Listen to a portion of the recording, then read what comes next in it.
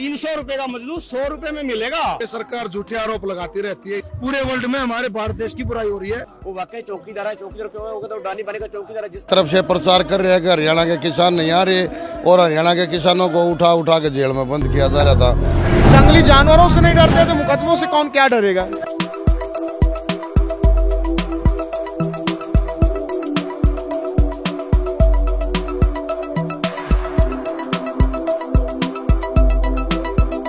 ये टिकरी बॉर्डर है। पिछले 24 दिनों से किसान आंदोलनरत हैं और वह लगातार अपनी मांगों पर कायम है कि सरकार जब तक किसान विधेयक वापस नहीं लेती है वह यहां से हिलेंगे नहीं। हमारे साथ इस वक्त हरियाणा के सर्वखाप पंचायत के लोग हैं। कहा यह जा रहा है कि सिर्फ पंजाब के किसान आंदोलन कर रहे हैं, हरियाणा नहीं है। आइए उनसे बात करते हैं। हमारे साथ सतीश राणा है। थोड़ी जगह बनाइएगा, मैं भी बैठ जाता हूं आप लोगों के साथ। हाँ सतीश जी, ये बताइए कि ये बार बार आरोप लगाया जा रहा है कि सिर्फ पंजाबी किसान, ये तो सरकार आरोप लगा रही है। आप जाके देखिए, लाखों करोड़ों हरियाणा राजस्थान के किसान मिलेंगे। ये खंडवे वाले, हमारे ताऊ हुक्के वाले, ये भाई, और देखो आप कितने हरियाणा किसान, कितने राजस्थान का किसान यहाँ मिलेगा।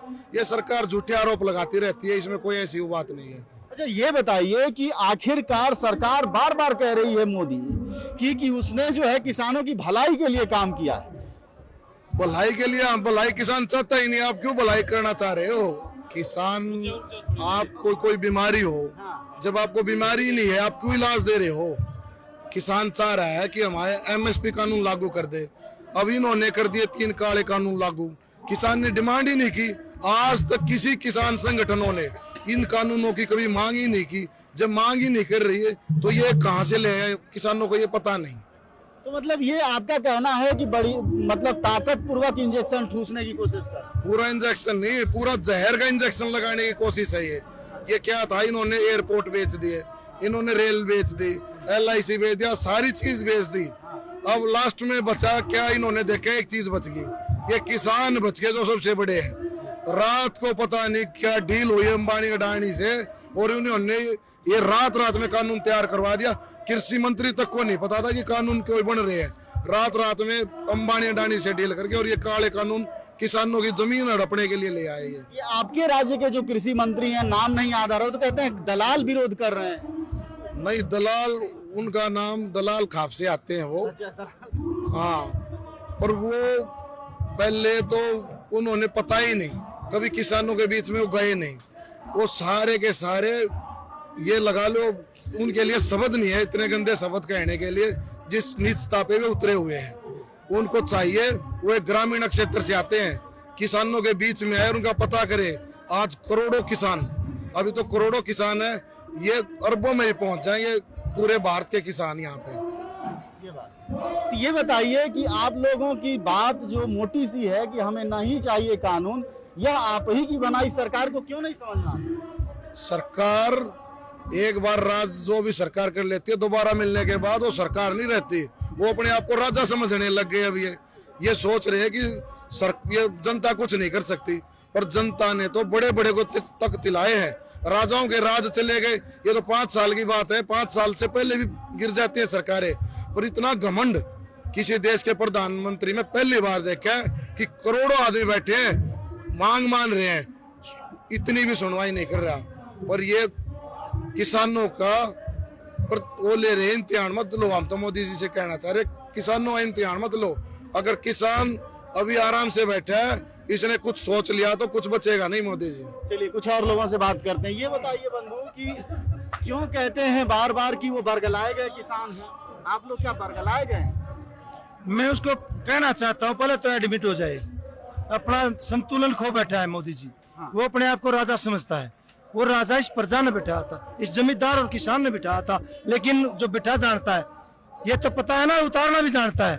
और मैं उसको कहना चाहता हूँ, ये पूरे भारत देश के किसान जाग चुके हैं। अगर उसने काले कानून वापस ले ले, नहीं तो उसकी अच्छाई नहीं है, बहुत बुरा होगा। पूरे भारत देश में नहीं कहता मैं, पूरे वर्ल्ड में हमारे भारत देश की बुराई हो रही है। कहते ये काले कानून वापस ले ले। अगर उसने बनाना ही था, रोजगार और शिक्षा फ्री करता, इन लोगों से पूछता, ये गरीब आदमी है, गरीब तबका आदमी है, वो क्या सोचता है। अरे उसको शर्म आनी चाहिए, पूरा वर्ल्ड देख रहा है हमारे भारत देश की तरफ, और वो ऐसे ले रहा है। हमारे किसान मजदूर भाई मर रहे हैं, आज उनकी शहादत थी। मैं नमन करता हूँ उन जिन भाइयों ने शहादत दी है। ऐसा रोना आता है मोदी जी तेरे किसान न्यायी राज करनी राजा ने तो गात समाज चाहिए से और ना इसी भलाई चाहिए से, ऐसा गद्दार देश के ऊपर बैठा दिया कि हमारे पूरे वर्ल्ड में बेइज्जती हो रही है। उसको समझना चाहिए, किसानों के बीच में आके बात करनी चाहिए, ना कि वो 2-4 बंदे बेच देता है। वो गुंडे रखता है अमित शाह कैसे, और उस कृषि मंत्री बना दिया, उन्हें कहेगा बेरा को ना डुगडुगी बना रखी है लोगों की। आप देख रहे हो कितने किसान भाई मर चुके हैं, कितने किसान भाई मर चुके हैं, कितनी शहादत के। हम वापिस नहीं जाएंगे, हम बॉर्डर पर बैठे हैं। क्या तो 4 दिन के अंदर मान जा, ना तो इन्हें अपने चल्ले चपटाना ना, ये दिल्ली में भी नहीं पाएंगे। मैं कहना चाहता हूँ आज किसानों की शहादत का दिन है, पूरे देश भर में उनकी श्रद्धांजलि सभा मनाई जा रही है, यहाँ भी श्रद्धांजलि हो रही है। अब तक लगभग 22 किसानों की जानकारी है जिनकी मौत हो चुकी है 26 तारीख से अब तक, और किसान इस बात पर अड़े हुए हैं कि आप हमारी बात माने। जाहिर तौर पर यह सरकार इसीलिए बनी है कि वह जनता की बात माने। आइए कुछ और किसानों से बात करने की कोशिश करते हैं। आज किसान शहादत दिवस मना रहे हैं, श्रद्धांजलि सभाएं कर रहे हैं। पूरे देश भर में किसानों ने अपील की है कि श्रद्धांजलि सभा मनाई जाए। हमारे साथ कुछ किसान शामिल हैं। 22 किसान लगभग युवा और बुजुर्ग किसानों की मौत हो चुकी है। आखिर यह शहादतें कब तक चलेंगी?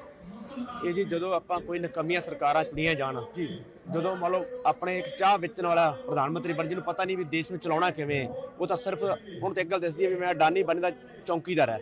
आप अपना कहना मैं तो देश का चौकीदार हूँ, वो वाकई चौकीदार है। चौकीदार क्यों है? वो कहता है अडानी बनेगा चौकीदार है। जिस तरफ में अडानी बानी उसको बोलते हैं उस तरफ बोलते हैं, जनता का कोई पता नहीं है।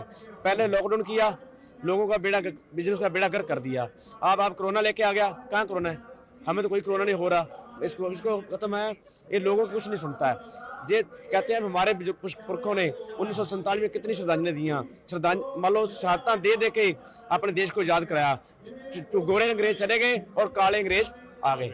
ये कह रहे हैं, किसान है कह रहे हैं कि असल में मोदी देश के चौकीदार नहीं है, अडानी और अंबानी के चौकीदार हैं। आपको क्या लगता है? हाँ जी, आप भी सही बोलते हैं, वो बोलते हैं, अच्छा बोलते हैं जी। ये इस आदमी ने एक कम किया, ये बिल बनाया तो साढ़े किसानों ने इतने आना पाया, फिर साढ़े किसानों की मौत हुई। ये परचा ये सरकार ती दोष है जी। सानू अंग्रेजों के लाओ तू ज्यादा काले अंग्रेज बड़े बुरे मिल गए जी, काले अंग्रेजों से भी बुरे। चलिए, प्रधानमंत्री मोदी आए थे कि इस देश के सम्राट हैं और सबसे बड़े नेता हैं। कुछ और लोगों से बात करते हैं। जी बताएं। सर एक बात बताइए, इतनी जबरदस्ती क्या जरूरत थी इस कानून की? क्या खुआ जा रहा था इस देश का इस कानून से पहले? कोरोना की आड़ में ये कानून ले आए। तो सुधार कर रहे हैं। सुधार सर, सुधार किस चीज का कर रहे हैं? किसान एक ही चीज मांग रहा है, एमएसपी और खरीद की गारंटी। और किसान को क्या चाहिए? लेकिन वो भी आप उससे पीछा छुड़ाने के लिए सरकार तैयार है। भाई जमीन गिरवी रख दो इनकी, इनका फसल का भाव ऐसे ही नहीं मिलता, ना पानी टाइम पे है ना कुछ हो रहा है, कुछ भी नहीं मिल रहा। तो वो तो कह रहे हैं दलाल विरोध कर रहे हैं। आप क्या सर दलाल सर विरोध नहीं कर रहे, विरोध तो सिर्फ किसान ही कर रहा है। दलाल तो सर इंतजार कर रहे हैं कि ये लागू कब होगा। दलाल तो वेट में बैठेंगे, हमारे बड़े बड़े गोदाम कब बनेंगे, हम कब इस देश को लूटेंगे, 10 रुपए की चीज लेंगे और 100 रुपए में कब बेचेंगे। दलाल तो वेट में है जी, विरोध तो सिर्फ किसान ही कर रहा है। उन्होंने तो कहा था कि इस देश के पूंजीपति ही देश का कायाकल्प करेंगे। सर पूंजीपति तो कायाकल्प ही करेंगे, क्योंकि उन्होंने ये पता, ये जो फार्मर है, ये जब किसान खेती छोड़ के जब बाहर आएगा ना, तब 300 रुपए का मजदूर 100 रुपए में मिलेगा। तो व्यापारी तो वैसे ही कायाकल्प करने पे लगा हुआ है, व्यापारी का तो वैसे ही फायदा होगा इससे।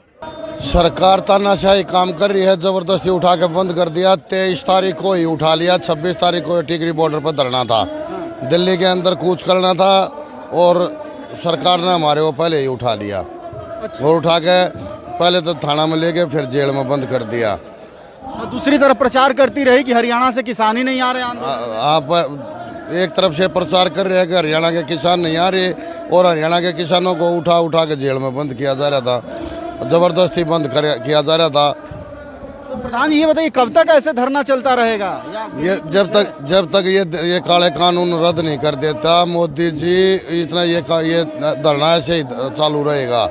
सभी लोग, जो भी पूरा हरियाणा के किसान मजदूर भाई आए हुए हैं, वो बिल्कुल शर्त तरकीबाजी लगा के आए हैं। अगर मोदी जी कुर्बानी चाहता तो कुर्बानी देने के लिए भी तैयार है।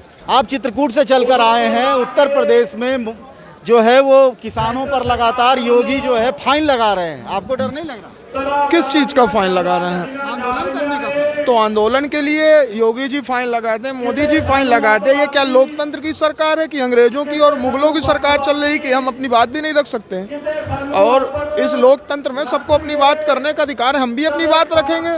उन्होंने इस कोरोना काल में देश के प्रधानमंत्री जी ने जब इमरजेंसी जैसी स्थिति देश में लागू थी, उस इमरजेंसी जैसी स्थिति में उन्होंने 3 किसानों के काले कानून लागू कर दिए।